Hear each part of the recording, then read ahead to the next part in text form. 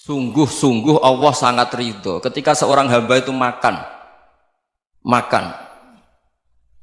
ketika sesuap nasi dia muji Allah, ketika minum seteguk nasi dia muji Allah. Itu kalau orang diridhoni Allah itu wali betul. Itu untuk jadi wali itu gampang. Kamu makan ridho, kamu nginjak buminya Allah ridho seneng, kamu hidup keseharian aman seneng. Nah ini supaya sampai kita semua ngaji betapa panduan Rasulullah untuk menggapai ridho Allah itu banyak yang keseharian sekali. Saking kesehariannya banyak dalam hadis dan itu sahih. Nabi menyebut hal-hal yang keseharian. Hatta ma tas'alu fi imra'atika, kamu punya uang kemudian istri kamu bisa makan itu ibadah. Bahkan sebagian ibadah itu dicontohkan Nabi yang akhirnya diprotes sahabat. Yaitu wa fi buti ahadikum sedekah, kamu menggauli istri kamu itu ya sedekah. Sampai sahabat bilang yang benar ya Rasulullah. Ayati ahaduna syahwatahu wa huwa lahu ajrun. Masa urusan biologis, urusan syahwat kemudian dia dapat pahala. Nabi menjawab, alai salawadu'aha fi haramin akana alaihi wisrun. Bagaimana kalau dia meletakkan ke yang tidak benar itu kan dosa. Nah, hal-hal seperti ini yang saya ingin teman-teman semua lah, semua. Saya juga agak ingin ngaji demi Anda juga agak ingin. Itu dosa sekali ngaji kok pesanan kelompok tertentu itu enggak boleh. Islam itu untuk semua. Jadi ya cuma karena di depan saya jenengan ya seakan-akan jenengan korbannya. Itu ada ilmunya dalam usul fikih itu. Jadi orang itu harus ngaji usul fikih. Nama yang disebut, mungkin Mas Sufyan masih ingat zaman ngaji usul fikih. Nama yang disebut itu tidak jaminan sebagai prioritas perintah. Jadi misalnya gini, kebetulan yang di depan Nabi itu Abu Dzar. Nabi ya bilang, ya Abu Dzarin ini uhibbuka misalnya, atau ya Mu'ad ini uhibbuka, atau ya Abu Hurairah ini uhibbuka misalnya. Banyaklah riwayat yang Nabi nyebut ya Abu Dzarin, ya Mu'ad, ya Abu Hurairah. Kemudian misalnya Nabi meneruskan khitab, ini uhibbuka, saya mencintai kamu, fakul dubur sholatin, atau sebagian riwayat disebut falatadaan la dubura kulli sholatin, Allahumma inni ala dzikrika wa syukrika wa husni ibadatik.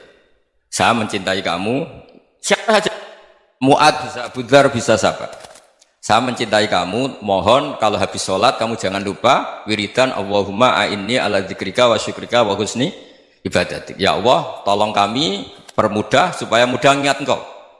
Anda tidak bisa mentang-mentang, wong nama saya Parmin, nama saya Purnomo, itu yang diperintahkan Mu'ad misalnya. Jadi yang disebut satu, tapi khitab itu untuk siapa saja. Saya teruskan ya. Jadi saya mohon semua kita melakukan kebaikan itu kalau dalam kaidah fikih disebut al yakin la yuzalu bisyak. Banyak kebaikan yang kebenarannya itu 100%. Tidak punya efek samping ke pihak lain, ke kelompok lain, ke komunitas lain. Itu tadi misalnya Anda makan dan itu murah sekali, hanya butuh satu piring. Setiap punyaan kamu muji Allah, setiap minum kamu muji Allah. Itu redaksinya Rasulullah SAW disebut Allah sangat ridho ketika seorang hamba makan, kemudian dia memuji Allah, atau minum kemudian dia muji Allah. Logikanya gampang. Negara seperti ini yang kamu harapkan bentuknya kayak apa, mertua, ipar, komunitas, tetangga, itu nyata terjadi itu kan belum pasti. Sementara yang mesti terjadi adalah kamu butuh makan, kalau tidak mati. Butuh minum, kalau tidak mati. Butuh bumi yang nyaman ditempati, kalau tidak kita juga mati. Sebab itu Allah kalau menyebut nikmatnya itu hal-hal yang keseharian. Alladzi at'amahum min ju'. Allah itu siapa? Allah itu yang menciptakan kamu bisa makan. Tidak berlebihan. Allah itu yang menciptakan kondisi sosial itu ideal. Zaman Nabi itu ya ada orang munafik. Orang-orang pilihan Allah itu juga diuji orang sekelilingnya yang macam-macam. Semua diuji sesuai konteks zaman dan waktu. Nah, tapi ada ibadah-ibadah yang selalu disarankan Nabi. Sampai Nabi itu pernah ditanya, ayul Islam ya khairun ya Rasulullah, Islam terbaik itu gimana? Jawaban Nabi itu unik. It'amut ta'am. Islam terbaik itu ya makan-makan, santai-santai. Ketika Allah menyebut beberapa kebaikan, falak tahamal aqobah wa ma adraka mal aqobah. Terusannya apa? Fakku raqobah. Terusannya apa? Au it'amun fi yaumin di masubaya, atau acara makan-makan itu juga Islam. Kenapa? Ya bayangkan kalau tidak ada makanan kita mati kan? Kondisi sosial tidak ideal itu Anda masih gak apa-apa, tapi kalau Anda tidak makan, Anda tidak minum, Kamu punya istri cerewet masih bisa hidup, punya mertua cerewet masih bisa hidup. Tapi kalau tidak makan bisa mati. Berarti penting mana istri sama makan? Penting mana? Makan. Semoga istri Anda dengar. Nanti kamu disuruh makan tapi pulang deh. Itu kalau dibahasakan makan masih memahami. Penting mana nasi satu piring dengan istri? Nggak ada nasi mati, nggak ada istri belum mati. Penting mana? Gak berani jawab kan? Nah, ternyata Anda ada garang kan di depan istri. Jadi saya mohonlah, mungkin Mas Sufyan Sauri tadi yang bisa bantulah. Teman-teman tuh ngaji yang keseharian saja. Karena kita nyari ridha Allah itu berdasar firman Allah. Dan firman Allah itu menyebut keseharian tuh riang, gampang.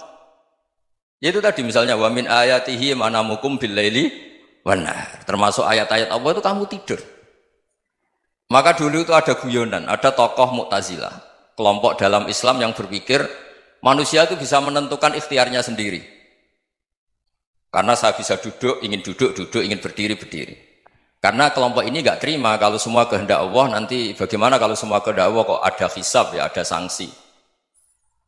Lucunya itu dia akhirnya, ini cerita ya, mencintai seorang perempuan, cantik sekali. Dan itu dia menjadi ahli sunnah itu oleh hal-hal yang sepele.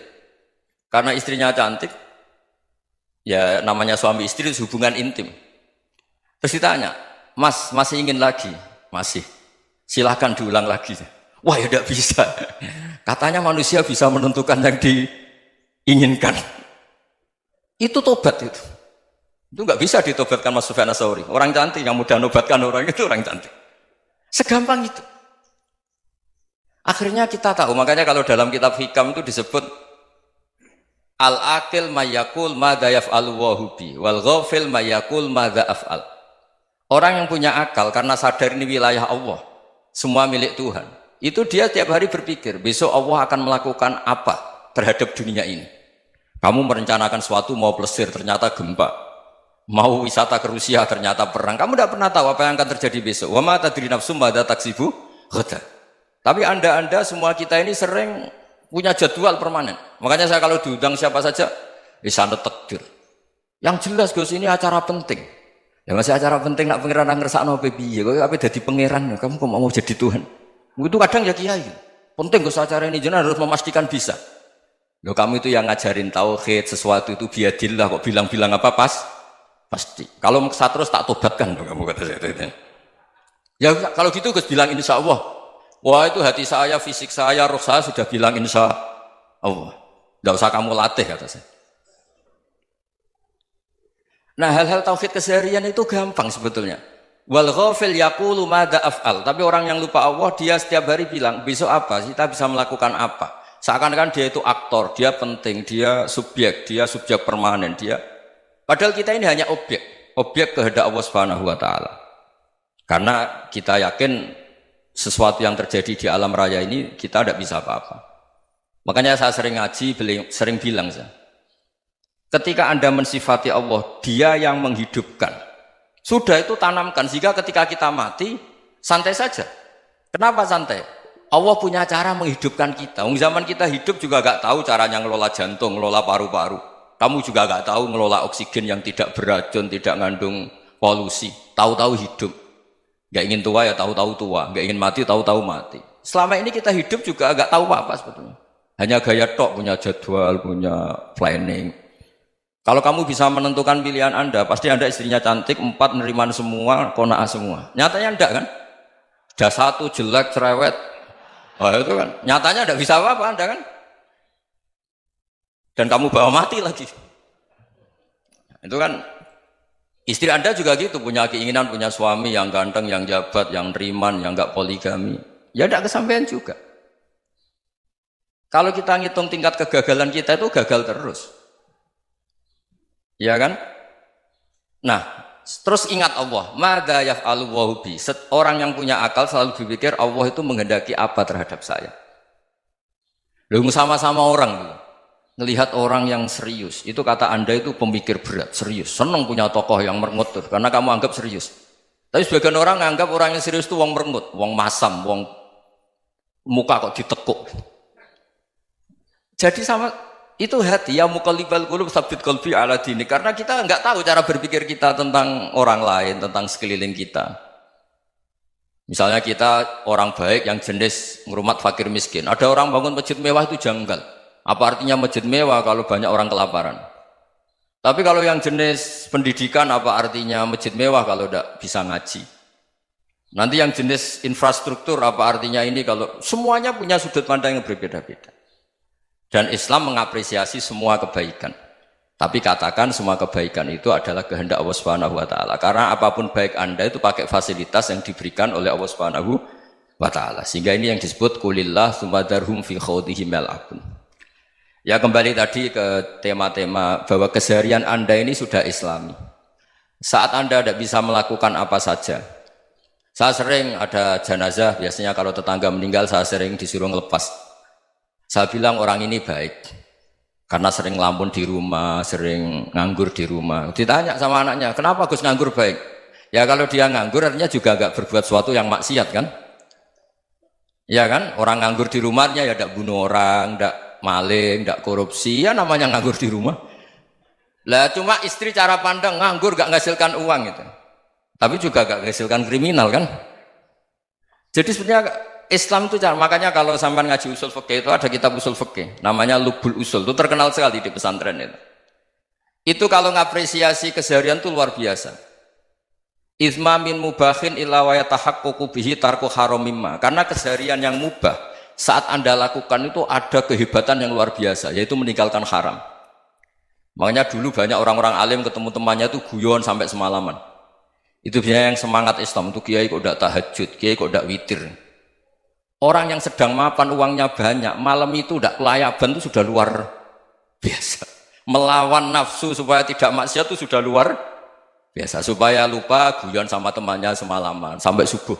Gejlok-gejlokan ngenang zaman miskin, zaman kuliah nggak jelas, zaman apa. Melihatnya jangan tarkut tahajud. Seperti ini meninggalkan tahajud, tapi meninggalkannya ini talkul muharramat. Jadi kayak apa hebatnya? Sehingga Imam Ghazali punya riwayat yang agak unik. Hatta takuna ibadatu akhiri hadil ummah iku an-naum. Sehingga suatu saat ibadah terbaik umat ini itu tidur.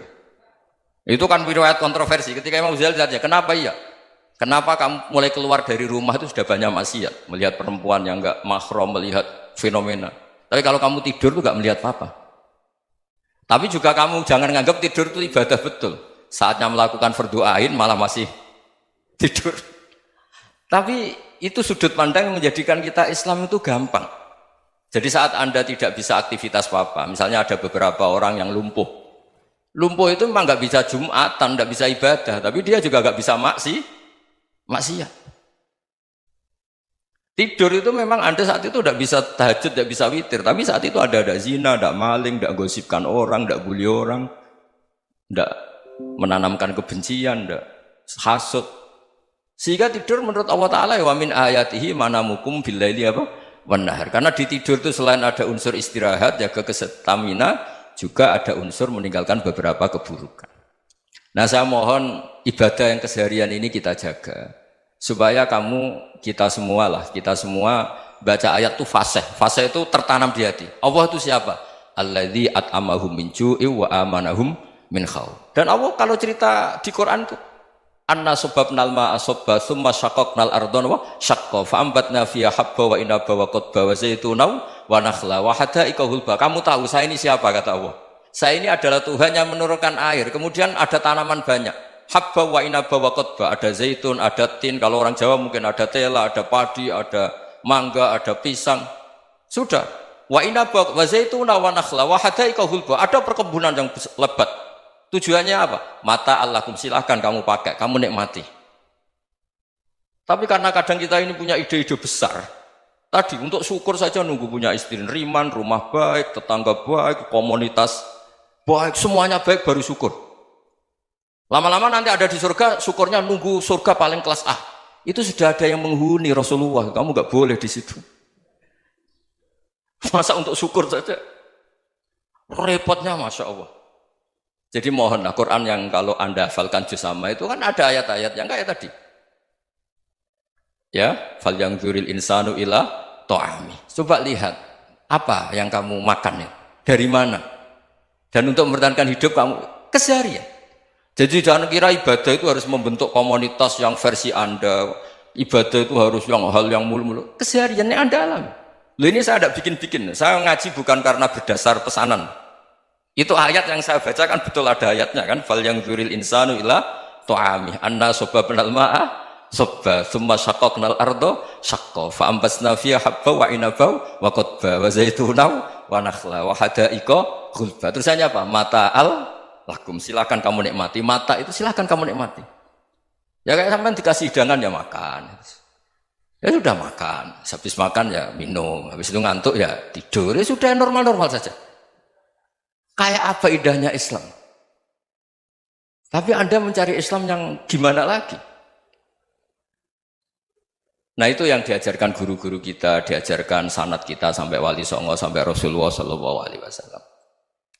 Bahwa pada akhirnya ada jihad, ada perang. Itu dulu memang perang, bukan membunuh, beda. Dulu kita dijajah Belanda ya perang dan itu normal karena kita dijajah. Jadi ketika orang lain ingin baik sama kita, wa in ahadum minal musyrikin astajaroka ya fajirhu hatta yasma'a kalam Allah. Kalau mereka ingin baik ya kita baik. Makanya ada istilah musta'man, mu'ahad. Kalau mereka ingin damai, berdampingan dengan kemajmukan ya itu yang lebih baik. Karena memang Islam menghormati proses perdamaian. Wa in janahu lis-salmi ya fajnah lah. Kalau ingin damai ya kita harus damai.